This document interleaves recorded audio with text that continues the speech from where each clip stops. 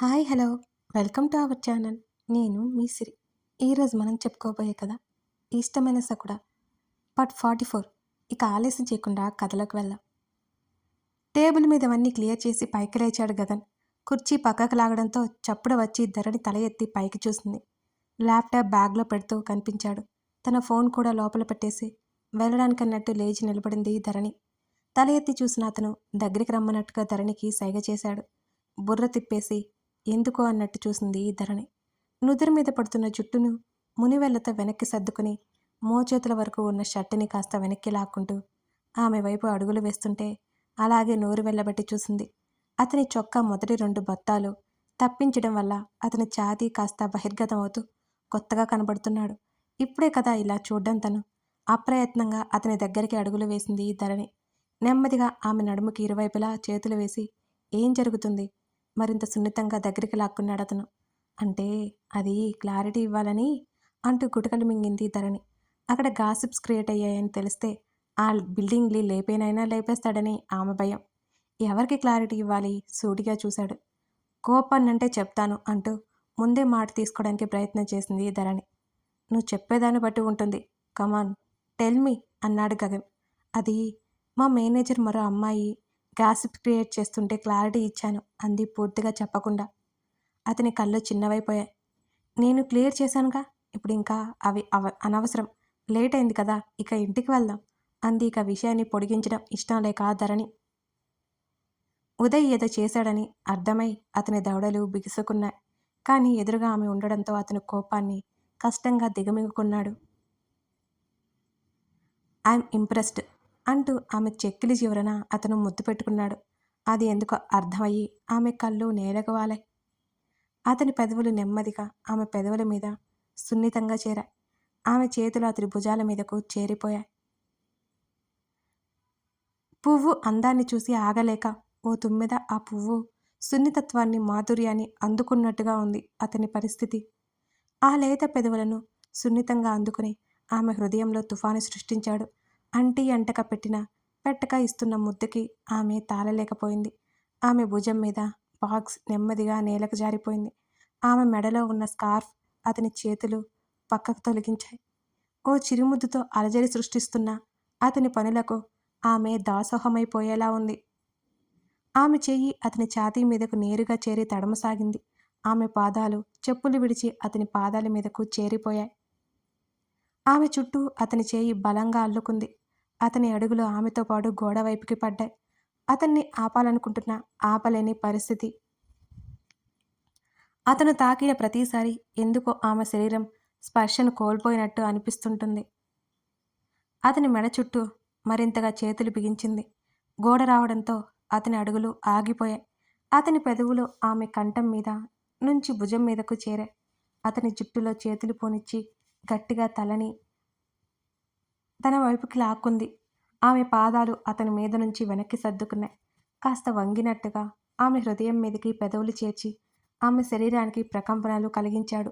ఆమె నోటి నుంచి చిన్న నిట్టూర్పు. అతని చేతిలో ఆమె నడుము అల్లాడిపోతోంది.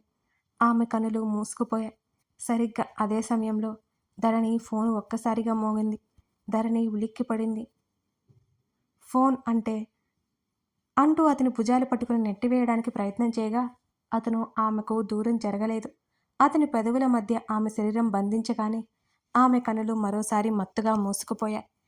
అతని తలని పట్టి వెనక్కి లాగి మరోసారి అతనికి పెదవులు అందించింది. ఈసారి ఆ ముద్దు మరింత గాఢంగా మారిపోయింది. ధరణి ఫోన్ మరో 2 సార్లు మోగడంతో అతను నెమ్మదిగా దూరం జరిగాడు. ఆమె అతని వైపు చూడలేక ముఖం దించుకుంది. ఆమె చేతులు సన్నగా వణుకుతున్నాయి. తను కూడా రియాక్ట్ అవడం తలుచుకుంటే తనకి ఆశ్చర్యంగా ఉంటుంది. అతని దాటికి నలిగిపోయిన ఆమె కుర్తీ, చెదిరిన జుట్టు, కందిన పెదవులు ఒకసారి చూసి అతని పెదవులు విచ్చుకున్నాయి. వెనక్కి జరిగిన వాడు ఒక్కసారిగా ఆమె మీదకు రాగానే ధరణి గోడకి అతుక్కుపోయింది.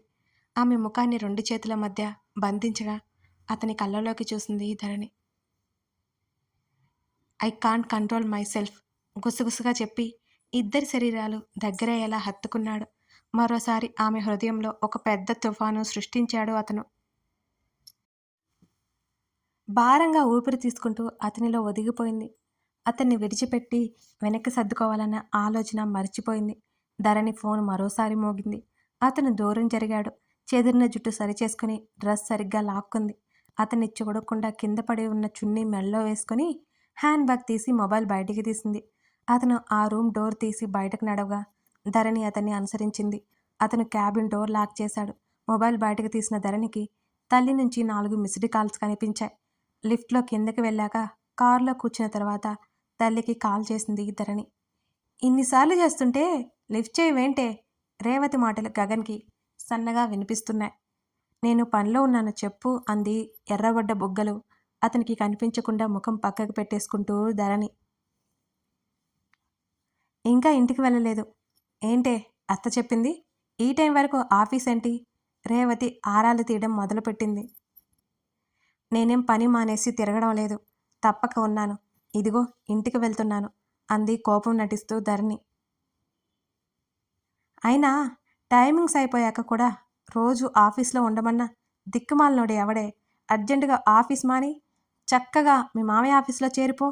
అద్భుతమైన ఐడియా హుషారుగా పడేసింది రేవతి. ఆ దిక్కుమాలిన ఆఫీస్ దిక్కుమాలిన బాస్ దగ్గర మానేస్తున్నాను, నువ్వు కంగారు పడకు అని ధరణి నెమ్మదిగా చెప్పింది. గగన్ విన్నాడా లేదా అని ఓరగా చూసింది అతని వంక. మంచిది. ఎలా బయలుదేరావు? తల్లి అడుగుతుంటే మొబైల్ గగన్కి ఇచ్చింది ధరణి. అతనేంటి అన్నట్టు చూశాడు. నీతోనే మాట్లాడుతుందంట, మాట్లాడు అని నెమ్మదిగా చెప్పింది రేవతి. అత్తా చెప్పు. గగన్ గొంతు రేవతికి వినిపించగానే కాస్త తగ్గింది. ధరణి నీతోనే ఉందా కన్నా అని అడిగింది. అవునత్తా, నేనే ఇంటికి తీసుకెళ్తున్నాను అని చెప్పాడు అతను. ఆ మొద్దు చెప్పదే? రేవతి విసుక్కుంది. ఆ మాటలకి నవ్వొచ్చింది గగన్కి. నేను డ్రాప్ చేసి పిక్ చేసుకుంటానంటే వినట్లేదు. ఇవాళ లేట్ అయిందని ఇక నేనే బయలుదేరాను. నెమ్మదిగా ధరణిని ఇరికించి మొబైల్ ఆమె చేతికి ఇచ్చాడు గగన్. ధరణి ఏడుపు మొహం వేసుకుని తల్లి తిడుతున్న తిట్లు వింటూ గగన్ని కొరకొరా చూసింది. ఇంకో 4 రోజులమ్మా, అంతే, ఆఫీస్ మానేస్తాను సరేనా చెప్పేసి కాల్ కట్ చేసి రిలాక్స్ అయిపోయింది ధరణి. ఇంటికి చేరుకున్న తర్వాత అసలు టెన్షన్ మొదలైపోయింది ధరణికి. ఇప్పుడు హాల్లో అందరూ ఉంటారు. తామిద్దరం కలిసి వెళ్తే ఎలా? వర్ష ఏమనుకుంటుందో ఏంటో ధరణి ఆలోచిస్తోంది. మీ ఫ్రెండ్కి పీజీ గురించి చెప్పావా? ఇప్పుడు వర్ష నన్ను అడుగుతుంది, ఏం చెప్పాలి? ధరణి అతన్ని కంగారు పెట్టేసింది. నీ మొబైల్కి ఆల్రెడీ షేర్ చేశాను, చెక్ చేసుకో అంటూ కారు దిగాడు అతను. అతను వెళ్ళిన మరో 2 నిమిషాలకి అడుగులో అడుగు వేసుకుంటూ గుమ్మం నుంచి లోపలికి అడుగుపెట్టింది ధరణి. హాయ్ గ్రాని పలకరిస్తూనే అతను మెట్లు ఎక్కి పైకి వెళ్ళిపోయాడు. ఏమైంది ఇవాళ ఇంత లేట్ అయిపోయిందేంటే? మాలవిక అడిగింది ధరణిని. వర్క్ ఎక్కువైందత్తా, ధరణి తడబడుతూ చెప్పింది. ఆమెకి అబద్ధం చెప్పడం మహా కష్టం అసలు. దొరికిపోతుందేమోనని భయం ఉంటుంది చెప్పిన దగ్గర నుంచి. మరి గగన్ బాబుతో నువ్వెలా వచ్చావు? పార్వతమ్మ అడిగింది. లేట్ అయిందని కాల్ చేశాను. ఆఫీస్ నుంచి వస్తూ నన్ను తీసుకొచ్చాడు. పార్వతమ్మని చూస్తూ అంది ధరణి ఆ మాట. ఆమె అలా ఆరాలు తీయడం ధరణికి బొత్తిగా నచ్చలేదు. వస్తే ఏమైంది తను? ఇంకొక మాట మాట్లాడకుండా ధరణి గదిలోకి నడిచింది. తనంటే ఆమెకి ఇష్టం ఉండదు. ఆ విషయం కూడా ధరణికి బాగా తెలుసు. చిన్నప్పుడు తన వల్ల గగన్కి దెబ్బ తగిలింది. అప్పటి నుంచి తనని గగన్తో తిరగనిచ్చేది కాదు, ఆడనిచ్చేది కాదు. అప్పటి నుంచి పార్వతమ్మ అంటే ధరణిలో ఏదో భయం అలాగే ఉండిపోయింది. కాస్త పెద్దయ్యాక వయసుకు వచ్చిన పిల్ల ఇలా అబ్బాయిలతో మాట్లాడేవి ఏంటి అంటూ అతని దగ్గరికి తనని వెళ్ళనిచ్చేదే కాదు పార్వతమ్మ. అవన్నీ ధరణికి గుర్తున్నాయి. సెలవులకు మాత్రమే అత్త దగ్గరికి వస్తే అప్పటికే ఆవిడ ఉండేది. వారం రోజులు తిరగకుండానే అక్కడ ఉండాలనిపించక ధరణి తిరిగి వెళ్ళిపోయేది. ఆ తర్వాత ఎందుకో సెలవులకి రావడమే మానేసింది. ఎప్పుడైనా తల్లిదండ్రులతో వస్తే ధరణి వెంటనే వెళ్ళిపోయేది అక్కడ ఉండకుండా. చాలా సంవత్సరాల తర్వాత మళ్ళీ పార్వతమ్మని ధరణి ఇప్పుడే చూస్తోంది. తనని చూస్తే ఆవిడ చూపుల్లో ఏదో తేడా, అది తనకి అర్థమవుతూనే ఉంటుంది. ఇప్పుడు తన మీద తొందరపడి మాట తుల్లట్లేదు కానీ తను రాగానే ముఖం అదోలా పెట్టుకోవడం ధరణికి అర్థమైంది, అర్థమవుతూనే ఉంది. ఫ్రెష్ అయ్యి అలా మంచం మీద కూర్చుంది. అప్పటి వరకు ఉన్న సంతోషం ఆ ఆలోచనల వల్ల చెదిరిపోయింది ధరణిలో. మోకాళ్ళ మీద చంపానించుకొని దీర్ఘంగా ఆలోచిస్తోంది ధరణి. గగన్ని మరోసారి తను గట్టిగా చెప్పాలి. ఇప్పటికిప్పుడు తనని పెళ్లి చేసుకున్న తనకేం అభ్యంతరం లేదు. ఎవరిని కారణం చేతనైనా అతన్ని తను వదులుకోలేదు. అతనితో ఇప్పుడు తను చాలా దూరం వెళ్ళిపోయింది. ఆమె అంతా అతని నిండిపోయి ఉన్నాడు. అతన్ని తనకు దూరం అవ్వడం ఇక భరించలేదు. అతనికి తనకి మధ్య ఏ డిస్టర్బెన్స్ ఉండకూడదు. ఉండదని ధైర్యంగా ఉంది కానీ ఇప్పుడేంటో నెగెటివ్ వర్బ్స్ స్టార్ట్ అయిపోయాయి ధరణిలో. అప్పటికే ప్రకాష్ గగన్ భోజనం చేసి పక్కకెళ్ళిపోయి ఏదో డిస్కస్ చేసుకుంటున్నారు. మాలవిక, పార్వతమ్మ, ధరణి, వర్ష అందరూ భోజనానికి కూర్చున్నారు. రేపు ఆఫీస్కి వెళ్ళాలి అంటున్నావు కదా, బావని తీసుకెళ్ళు, పార్వతమ్మ వర్షతో అంది. అక్కర్లేదు నానమ్మ, నా ఫ్రెండ్స్ ఉన్నారు ఇక్కడ, వర్ష తింటూనే చెప్పింది పార్వతమ్మకి. నోరు మూయవే, నీకేం తెలుసు ఇక్కడ, పార్వతమ్మ కసిరింది. సరే బావనే తీసుకెళ్తా. వర్ష ముఖం అదోలా మారిపోయింది. అందరి భోజనాలు అయిపోయాయి. మన గురించి అందరికీ ఎప్పుడు చెప్తావు, ధరణి గగన్కి మెసేజ్ పెట్టింది. మాలవిక పక్కనే కూర్చొని అతన్ని గమనిస్తోంది. మొబైల్ నోటిఫికేషన్ సౌండ్ రావడంతో అతను ఫోన్ చూశాడు. ధరణి వైపు ఒకసారి సీరియస్గా చూసి తండ్రితో మాటల్లో పడిపోయాడు అతను మళ్ళీ. ధరణి ఊరుకోలేదు. అతన్ని కదిలించాలని డిసైడ్ అయిపోయింది పాపం. దాని పర్యావసానం ఏంటో ధరణి ఊహించలేదు పాపం. గగన్ని చూస్తున్న ధరణిని వర్ష గమనించింది. అది ధరణికి తెలీదు. ఇంకా ఎందుకు చెప్పట్లేదు, లేకపోతే నేను చెప్పనా, మరోసారి మెసేజ్ పెట్టింది గగన్కి. టింగుమని నోటిఫికేషన్ రావడంతో అతను చాలా ఇరిటేట్ ఫీల్ అయ్యాడు. కనీసం ఆ మెసేజ్ చూడగానే అది పంపిందెవరో అతనికి తెలుసు. ధరణి ముఖంలో అది అతనికి తెలుస్తోంది. నవ్వు దాచుకుంటూ మళ్ళీ తీసి పెళ్లి చేసుకుందాం అన్నావుగా, ఎప్పుడు అని మళ్ళీ మెసేజ్ పెట్టింది గగన్కి ధరణి. ఏంటే నీలో నువ్వే నవ్వుకుంటున్నావు, మాలవిక అనడంతో ఉలిక్కిపడి ఫోన్ ఆఫ్ చేసింది ధరణి. ఏం లేదత్త, ఫ్రెండ్ మెసేజ్ చేస్తే అంటూ తడబడుతూ చెప్పింది ధరణి. గుడ్ నైట్ డాడీ అని తండ్రికి చెప్పేసి లేచి అమ్మమ్మతో తల్లితో మాట్లాడి మెట్ల వైపుకి వెళ్ళిపోయాడు గగన్. ధరణి అప్పుడే వెళితే దెబ్బైపోతుందని అక్కడే కూర్చుంది వెళ్లకుండా. మరి కాసేపట్లో ఒక్కొక్కరిగా ఎవరి రూమ్కి వాళ్ళు వెళ్తుంటే వర్ష మొబైల్ పట్టుకుని బయటికి వెళ్ళిపోయింది అక్కడి నుంచి. ధరణి, ఏంటత్తా అని అడిగింది ధరణి. ధరణి చేతిని పట్టుకుని వెళ్ళిపోదావంట అమ్మ అన్నది అంది మాలవిక. అంటే వీకెండ్కి 2 days వెళ్ళి వద్దామని అని అంది ధరణి. రేపే ఫ్రైడే కదా, ఇంకా వెళ్ళట్లేదు అనుకున్నాను అంది. అవునా, నాకు అసలు గుర్తులేదత్తా. ధరణి మాటలకి మాలవిక నవ్వింది. ఇక నెక్స్ట్ వీక్ వెళ్ళు. ఇప్పటికిప్పుడు ఎలా, మాలవిక అడుగుతుంటే రేపు నైట్ ఫ్లైట్కి వెళ్ళిపోతానత్తా. డాడీ ఎయిర్పోర్ట్కి వస్తారు, మళ్ళీ వెంటనే రిటర్న్ వచ్చేయాలి కదా అంది ధరణి. సరే అయితే వీలుంటేనే వెళ్ళు, లేకపోతే నెక్స్ట్ వీక్ వెళ్దు అని అన్నది మాలవిక. మాలవికతో కాసేపు మాట్లాడి ఆలోచించుకుంటూ పైకొచ్చింది ధరణి. ఆమె చేతిని పట్టుకుని టక్కున దగ్గరికి లాక్కున్నాడు గగన్.